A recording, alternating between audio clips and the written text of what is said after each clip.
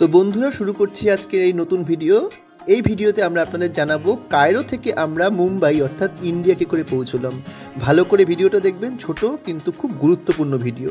Good morning বন্ধুরা, আজকে আমাদের মিশরের শেষ দিন। আর কয়েক মিনিট বাকি, আমরা আমাদের কায়রো হোটেলের থেকে ট্যাক্সি করে চলে যাব কায়রো ইন্টারন্যাশনাল এয়ারপোর্ট। সেখান থেকে দুপুর 12:30টায় আমাদের ফ্লাইট।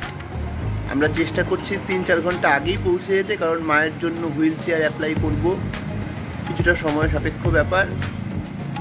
আর কিছুক্ষণের মধ্যেই আমরা বেরিয়ে পড়ব। কায়রোর হোটেল থেকে ইজিপ্টের সকালটাকে শেষবারের মতো দেখে আমরা এগিয়ে চললাম। আমাদের যে বিমান সেটা কিন্তু ছিল ট্রানজিট ফ্লাইট, অর্থাৎ কায়রো থেকে প্রথমে আমরা কুয়েত গেছিলাম, তারপর মুম্বাই। ভালো করে অবশ্যই ভিডিওটা আপনারা দেখবেন, খুবই ইনফরমেটিভ এই ভিডিও আপনাদের সকলের জন্য। তো আমরা এবার একটা ট্যাক্সি নিয়ে নিয়েছি হোটেলের সামনে থেকেই। যিনি চালাচ্ছেন তিনি বয়সে অনেকটাই বড়, যার জন্য আমাদের একটু চিন্তা হচ্ছে এবং ওনার হাতটাও একটু কাঁপছে। যদিও স্পিড যথেষ্ট ভালোই আছে, আশা করা যায় অনেকটা অভিজ্ঞ মানুষ। কত কি ভাড়া এখন ওনার ভাষায় বুঝতে পারছেন না, উনি ইংলিশও ঠিকমতো বলতে পারছেন না। এয়ারপোর্টে গিয়ে বাকিটা বুঝতে পারবো। মানে আমাদের প্রত্যেকটা জার্নি কিছু না কিছু রোমাঞ্চে ভরা হচ্ছে। এখানে মা বসে আছে, জয়দীপা, বিল্টু। আমরা এখন এয়ারপোর্টের পথে যাচ্ছি। আর নেটে যা দেখাচ্ছে, মোটামুটি গুগল ম্যাপে দেখছি ঠিক রাস্তাতেই যাচ্ছেন এবং আধ ঘন্টার মতো সময় লাগবে। বাকিটা দেখা যাক। কায়রো শহরের রাস্তাঘাট খুবই যানজটপূর্ণ হয়, যদিও আমাদের ভাগ্য ভালো, আমরা ততটা জ্যাম পাইনি। আপনারা চেষ্টা করবেন একটু আর্লি মর্নিং বেরিয়ে পড়তে। আরেকটা তথ্য দেওয়ার, রামসিস যে রেলওয়ে স্টেশনটা আছে তার সামনে থেকে বেশ কিছু বাস যায়, যারা ডাইরেক্ট এয়ারপোর্ট টার্মিনাল অবধি যায় না, এয়ারপোর্টের একটা বাস স্টেশন অবধি যায়। সেখান থেকে একটা শাটেল বাস ফ্রিতে এয়ারপোর্টে পৌঁছে দেয়। এই সিস্টেমেও যাওয়া যেত, কিন্তু যেহেতু আমাদের সঙ্গে মা আছে এবং অনেকগুলো লটবহর রয়েছে, সেই কারণে আমরা সেই রিস্কটা নিলাম না। আমরা ট্যাক্সি করে ডাইরেক্ট চলে যাচ্ছি। এই যে দেখছেন বাসগুলো, এগুলো একদম শহর থেকে টার্মিনাল বাস স্টেশনে এসে দাঁড়িয়ে যাবে। সেখান থেকে আবার শাটেল বাসে করে আপনাকে যেতে হবে, যদি আপনি বাসে করে আসেন। তো বন্ধুরা, আমরা এগিয়ে চললাম এয়ারপোর্টের উদ্দেশ্যে। মোটামুটি পরিষ্কার এবং ফাঁকা রাস্তাঘাটই ছিল। আমাদের 8টা থেকে ওই 9:30 পর্যন্ত, মানে 1.5 ঘন্টার মতো সময় লেগেছিল।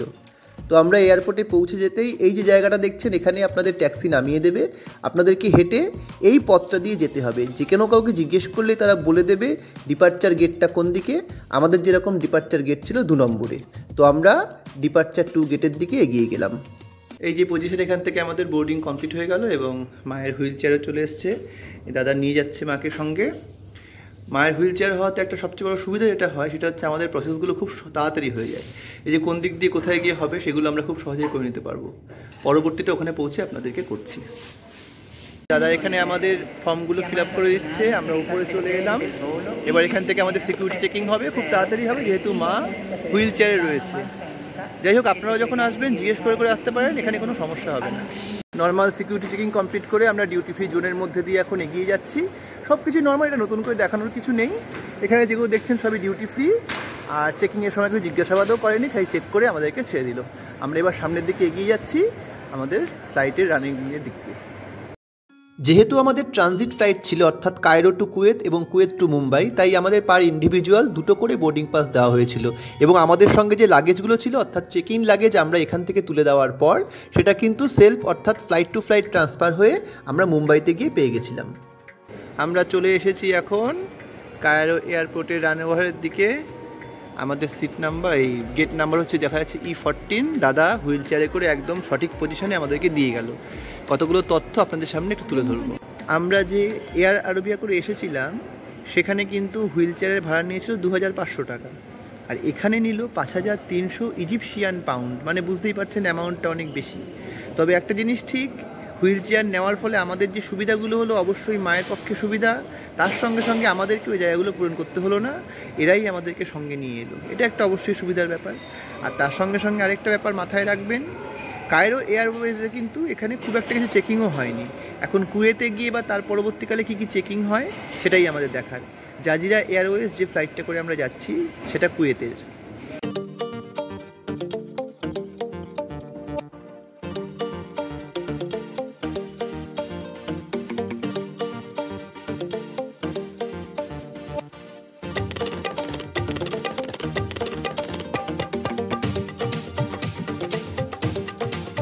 যাত্রা এবার শুরু হবে। আমরা ফ্লাইটে বসে আছি, জাজিরা এয়ারওয়েজ। এই যেখানে মহারাজ বসে আছে জানলার ধারে, আর এখানে মা আছে এই ধারে। আমরা এবার যাত্রা শুরু করছি। আমরা বুঝতে পারিনি, কিন্তু এই দেখুন এই যে বিল্টু খাচ্ছে ফলাফলের একটা রোল, তার সঙ্গে এত কিছু উইথ ওয়াটার, সবই কিন্তু আমাদের দামের সঙ্গে ইনক্লুড ছিল। অর্থাৎ এগুলো সবকটাই আমরা ফুডের সঙ্গে পেয়ে গেলাম। এখন খেতে খেতে আমরা কুয়েতে গিয়ে পৌঁছে যাব।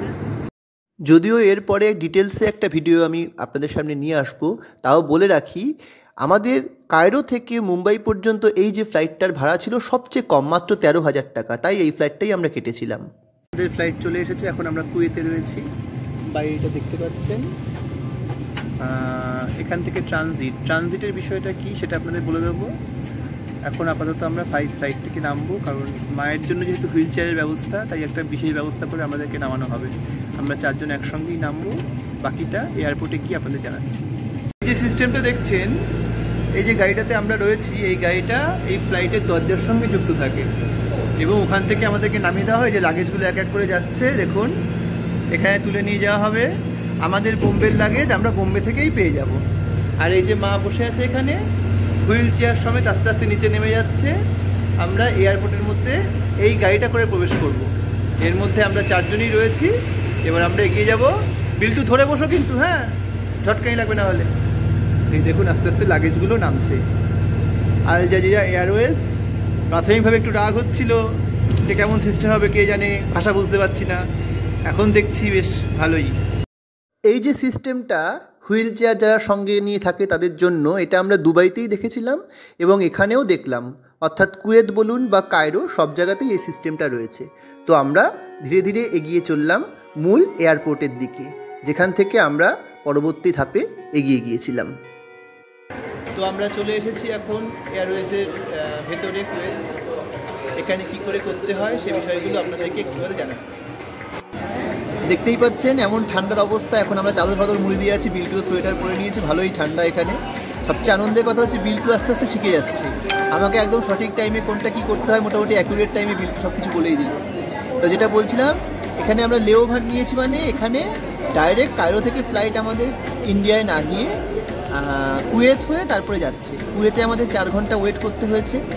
এখানে কিন্তু কোনো রকম স্ট্যাম্প দেওয়ার ব্যাপার নেই। আমাদের পাসপোর্টটা চেক হলো, বোর্ডিং পাসটা চেক হলো, আর সিকিউরিটি ওখান থেকে শুধুমাত্র লাগেজটাকে চেক করে নিয়ে আবার এখান থেকে নতুন ফ্লাইটে আমরা উঠে যাবো। সেই ফ্লাইটের বোর্ডের সামনেও রয়েছি।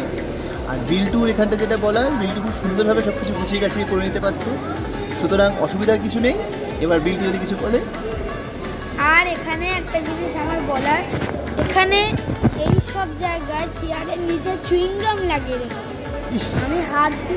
আমি হাত দিয়ে দেখলাম চিপচিপ করছে, দেখি একটা সাদা মিন্টের চুইংগাম, হ্যাঁ মিন্টের চুইংগাম লেগে আছে আমার হাতে। খুবই খারাপ। আর একটা আমাদের যা কিছু ইজিপশিয়ান পাউন্ড ছিল, এখানে একটা মানি এক্সচেঞ্জের জায়গা আছে, সেখান থেকে মানি এক্সচেঞ্জ করে আমরা US ডলার করে নিলাম। তাহলে এবার পরবর্তী ভিডিওটা ফ্লাইটে গিয়ে হবে। আমাদের ভেতরে বোর্ডিং স্টার্ট হয়ে গেছে। যেহেতু মা হুইল চেয়ার, তাই মাকে সবার আগে। বাকি লোক দেখুন এই যে পরপর ওখানে লাইন পড়ে গেছে। মাকে থেকেই শুরু হবে এবং মায়ের সঙ্গে সঙ্গে আমরাও প্রবেশ করব এই পথ ধরে। আমাদের সিটে বসে পড়েছি, এবার যাত্রা শুরু। পৌঁছে গেলাম মুম্বাই। একটু দেরি করেছে ফ্লাইট, 1:35-এ আসার কথা, রাত 1:45-এ ঢুকেছে। যাক, এই যে আমরা পেছনে আছি, আর এই যে সামনে হুইল চেয়ারে মা এগিয়ে চলেছে। আমরা মাকে ফলো করে এগিয়ে যাই, তাহলে তাড়াতাড়ি সব কিছু ফর্মালিটি পূরণ হয়ে যাবে। বাকি ভিডিও সব কিছু কমপ্লিট করে আপনাদের সামনে তুলে ধরবো। আমাদের ইমিগ্রেশন খুব স্মুথলি হয়ে গেল। পাসপোর্টের স্ট্যাম্প দিয়ে ছবি দিয়ে কমপ্লিট। এখন আমরা দেখছেন ডিউটি ফ্রি অঞ্চলের উপর দিয়ে যাচ্ছি। আমাদের যে চেক ইন ব্যাগেজগুলো রয়েছে সেগুলো নিয়ে বাইরে বেরিয়ে পড়বো। ডিউটি ফ্রি থেকে বেরোতেই বাইরে এই যে 9 নম্বর বোর্ড, এখানে আমাদের ব্যাগগুলো চলে এলো। আমাদের চেক ইন ব্যাগেজও আমরা পেয়ে গেছি। এবার বাইরের পথে বেরিয়ে যাব। বলতে গেলে 5 মিনিটও লাগলো না আমাদের সিকিউরিটি চেকিং ব্যাগেজ যা যা ছিল সব কিছু কমপ্লিট করে। এই বাইরে দেখতে পাচ্ছেন আমরা চলে এসেছি মুম্বাই এয়ারপোর্টের। যেহেতু এখন রাত 3টে বাজে, এখন গিয়ে সেরকম ট্যাক্সি পাওয়াটাও যাবে না। আর আমাদের যে প্ল্যানিংটা রয়েছে একটুখানি রেস্ট নিয়ে তারপরে আমরা বেরোবো। এখন আমরা এখানে দেখলে মা জয়দীপা সেখানে বিশ্রাম নিয়ে নিলাম। আর এখানটাতে একটা প্রিপেড ট্যাক্সি বুথ রয়েছে, আর এদিকে বেরোনোর রাস্তাটাও এই যে লোকগুলো বেরিয়ে যাচ্ছে।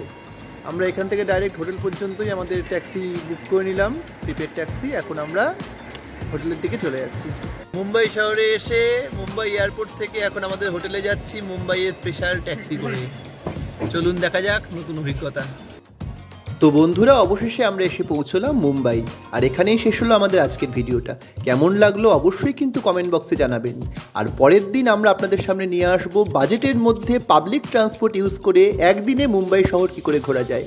আজকের ভিডিওটা তাহলে এই পর্যন্তই। সবাই ভালো থাকবেন। নমস্কার।